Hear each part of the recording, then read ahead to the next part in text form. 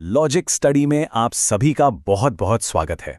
कभी सोचा है कि भारत का नक्शा जैसा दिखता है वैसा क्यों है? इसका एक बहुत बड़ा जवाब छिपा है यहाँ के पहाड़ों और पहाड़ियों में।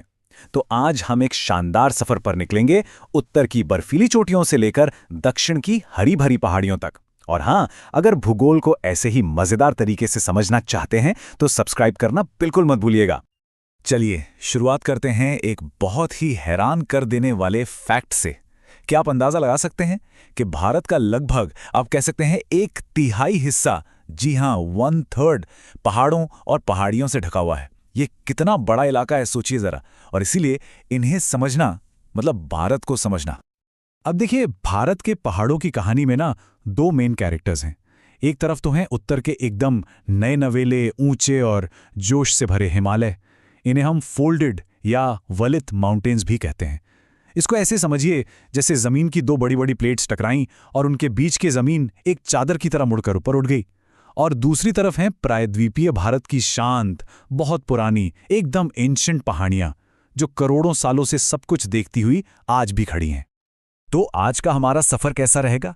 हम सबसे पहले समझेंगे भारत के पर्वतीय भूभाग को, फिर चलेंगे उत्तर के विशाल हिमालय की तरफ, देखेंगे उनका प्रादेशिक विभाजन, फिर मध्य भारत की पर्वतमालाएं और आखिर में दक्षिण भारत की पहाड़ियां।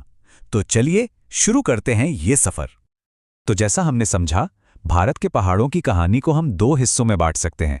एक उत्तर का नया नवेला हिमालय और दूसरा प्रायद्वीप की बहुत पुरानी पर्वतमालाएं। चलिए सबसे पहले उत्तर के विशाल हिमालय से ही अपनी यात्रा शुरू करते हैं। एक बात समझना जरूरी है, हिमालय सिर्फ एक पहाड़ नहीं है, बल्कि ये तो पहाड़ों का एक बहुत बड़ा, एक विशाल सिस्टम है। इसको समझने के ना दो तरीके हैं। पहला तरीका है वर्टिकल, मतलब हम दक्षिण से उत्तर की ओर देखेंगे, ऐसा लगेगा जैसे हम इन पर चढ़ाई कर रहे हैं। असल में हिमालय 3 पैरेलल रेंजेस का एक ग्रुप है। सोचिए, हम दक्षिण से उत्तर की तरफ जा रहे हैं, ठीक है? तो सबसे पहले हमें मिलेगी सबसे नई रेंज, जिसे कहते हैं शिवालिक। उसके पार जाएंगे तो आएगा लघु या मध्य हिमालय, और फिर सबसे आखिर में सबसे ऊंची और सबसे पुरानी रेंज, वो है महान हिमालय। वही जगह जहां माउंट एवरेस्ट जैसी चोटियां आसमान से बातें करती हैं। अच्छा, अब हिमालय को देखने का एक दूसरा नजरिया भी है। यह है हॉरिजॉन्टल क्लासिफिकेशन। इसमें क्या होता है कि नदियां इस विशाल पर्वत श्रृंखला को पश्चिम से पूरब की ओर अलग अलग हिस्सों में काट देती हैं, या कह सकते हैं बांट देती हैं। ये टेबल देखिए, इससे सब एकदम साफ हो जाएगा। सिंधु और सतलज नदी के बीच का जो हिस्सा है उसे कहते हैं पंजाब हिमालय। फिर सतलज और काली नदी के बीच आता है कुमाऊं हिमालय। काली और तिस्ता के बीच है नेपाल हिमालय, और आखिर में तिस्ता और ब्रह्मपुत्र के बीच है असम हिमालय। है ना कमाल की बात, कैसे नदियों ने इन विशाल पहाड़ों को भी बांट दिया। अब महान हिमालय के भी पार मतलब और उत्तर में हैं ट्रांस हिमालयी श्रेणियां। ट्रांस का मतलब ही होता है उस पार। इनका उत्तर से दक्षिण का क्रम याद रखना बहुत जरूरी है। यह अक्सर एग्जाम्स में आता है। सबसे उत्तर में है काराकोरम, फिर लद्दाख और फिर जास्कर। और हाँ, एक और जरूरी बात, भारत की सबसे ऊंची चोटी K2 इसी काराकोरम रेंज में है। काराकोरम रेंज को यूं ही नहीं एशिया की रीढ़ कहते। इसकी स्ट्रैटेजिक और जियोग्राफिकल इंपॉर्टेंस इतनी ज्यादा है कि ये नाम ही इसके पूरे महत्व को बता देता है। तो एक बार जल्दी से दोहरा लेते हैं। दुनिया की सबसे ऊंची चोटी माउंट एवरेस्ट नेपाल में है, ठीक? भारत की सबसे ऊंची चोटी K2 काराकोरम में है, जो कि ट्रांस हिमालय का हिस्सा है। और फिर आती हैं कंचनजंगा और नंदा देवी। ये रैंकिंग याद रखना बहुत काम आएगा। चलिए, अब हिमालय की नई नवेली ऊंचाइयों को अलविदा कहते हैं और अपने सफर को दक्षिण की ओर मोड़ते हैं। अब शुरू होता है कहानी का दूसरा अध्याय, जहां भारत के सबसे पुराने और अनुभवी पहाड़ हमारा इंतजार कर रहे हैं। अब जरा अरावली रेंज को देखिए। ये लगभग 570 मिलियन, जी हां 570 मिलियन साल पुरानी है। मतलब हिमालय से भी बहुत बहुत ज्यादा पुरानी। ये दुनिया की सबसे पुरानी पर्वत श्रृंखलाओं में से एक है। सोचिए, इसने डायनासोर से लेकर बड़े बड़े साम्राज्यों का बनना और बिगड़ना सब देखा है। और इसकी सबसे ऊंची चोटी है गुरु शिखर, जो राजस्थान में है। अब आते हैं मध्य भारत में। यहाँ विंध्य और सतपुड़ा रेंज एक नेचुरल डिवाइडर का काम करती हैं। ये सिर्फ पहाड़ नहीं है, बल्कि ये उत्तर और दक्षिण भारत के बीच एक तरह की कल्चरल और ज्योग्राफिकल बाउंड्री भी बनाती हैं।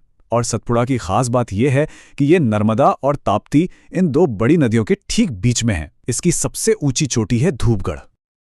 और अब हम अपने सफर के आखिरी पड़ाव पर आ पहुंचे हैं, दक्षिण भारत की खूबसूरत और विविध पहाड़ियों के बीच।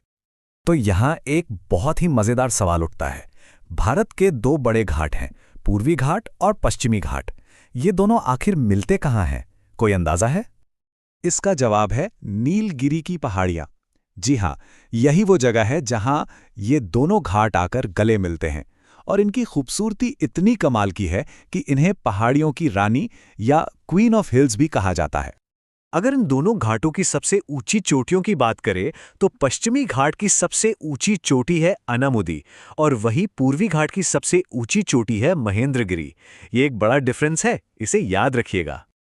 दक्षिण भारत की पहाड़ियों के ऑर्डर को याद रखने का सबसे अच्छा तरीका है एक यात्रा की तरह सोचना। मान लीजिए हम उत्तर से दक्षिण की ओर जा रहे हैं, तो सबसे पहले आएंगी नल्लामलाई और जावडी हिल्स। फिर हम पहुंचेंगे उस जादुई जगह पर जहां दोनों घाट मिलते हैं, यानी नीलगिरी। उसके ठीक दक्षिण में है अन्नामलाई, जहां दक्षिण भारत की सबसे ऊंची चोटी अनामुदी है। और हमारा ये सफर खत्म होता है भारत के सबसे दक्षिणी छोर पर, इलायची की खुशबू वाली कार्डामोम पहाड़ियों पर। तो हमने उत्तर से लेकर दक्षिण तक का ये पूरा सफर तो तय कर लिया, पर असल सवाल ये है कि आखिर ये पहाड़ हमारे लिए इतने जरूरी क्यों हैं? क्या मतलब है इनका? देखिए, इनका महत्व बहुत ही ज्यादा है।